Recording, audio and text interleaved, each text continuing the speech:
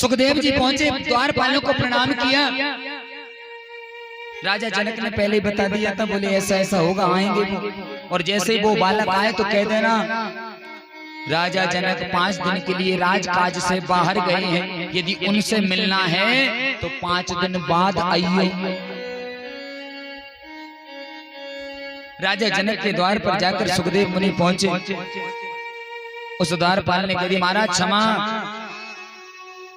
हमें महल के अंतःपुर से सूचना आई है कि महाराज जनक 5 दिन अपने राजमहल से बाहर नहीं निकलेंगे। जी आप 5 दिन बाद आइए जाइए।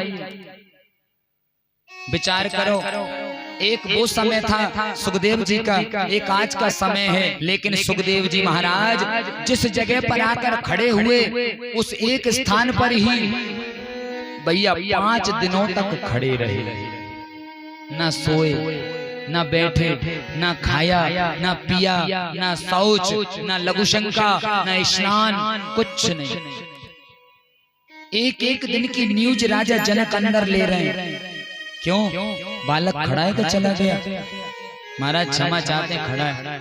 उसके चेहरे पर तुम उसके भाव तो पढ़ो कि रंज में खड़ो है, गुस्सा में खड़ो है, प्रेम से खड़ा है, शकल उतर गई का, मुंह मुरझा गया, देखो प्यास लगी है का, भूख लगी है का, तुमसे कुछ मांग रहा है का। ये सब चीजें नोट करके लेके आओ मेरे पास।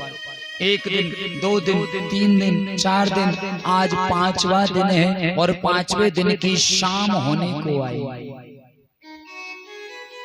फिर पहुंचा एक दूत, जाओ जाकर देख कर आओ कैसा खड़ा है बालक, चला गया कहे। ओहो, वो सेवक दौड़ा दौड़ा राजा जनक के पास आए, बोले महाराज प्रणाम। कहो क्या सूचना है बाहर की? बोले महाराज क्षमा करियो, मेरी 80 वर्ष की उम्र निकल गई आपकी सेवा करते करते। मैंने आपके दरबार में आए हुए अच्छे से अच्छे ज्ञानी महात्मा संत महात्मा महर्षियों को देखा, लेकिन इस जैसा विचित्र बालक मैंने आज तक नहीं देखा। अरे आप कह रहे हो कि चेहरा उतर गया? अरे उसका चेहरा तो जिस दिन वो घर से आया था ठीक वैसी प्रसन्नता उस दिन आए हुए बालक की थी, वैसी की वैसी प्रसन्नता आज भी उसके चेहरे पर झलक रही। कमल जैसा पुष्प खिलता है, आज भी आनंद के साथ वो खिला हुआ खड़ा है। चेहरे पर कोई रोष नहीं, कोई गुस्सा नहीं, कोई नाराजगी नहीं। ये परिस्थिति। अच्छा, राजा जनक ने विचार किया मन में कि बोले भैया जाकी पहली सीढ़ी तो बहुत मजबूत है, कि इसमें सब्र बहुत है। क्या है इसके अंदर? सब्र, प्रतीक्षा। ध्यान दीजिए, सब्र होना सबसे बड़ी चीज है। जनक जी समझ गए कि सब्रदार है, और सब्र इतना कि जैसे महाराज हर परिस्थिति में प्रसन्न रहो।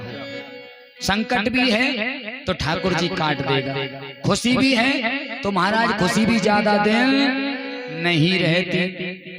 जब दिन 12 घंटे का तो रात भी 12 घंटे की। अब आज अभी दिन है तो अभी कुछ देर बाद रात होगी, तो ना दिन रहेगा ना रात रहेगी। तुम क्योंकि रात सदा ही रही, ऐसा नहीं होगा। ये काल चक्र है। अंदर बुलाया गया। जिस बालक ने 5 दिन से स्नान नहीं किया, उस बालक को स्नान कराया। कैसा? अगर चंदन, उबटन, दूध, गुलाब जल, शहद, अनेक अनेक दिव्य औषधि गंधोदक जल से स्नान कराया। सोचो राजा जनक ने। और स्नान के बाद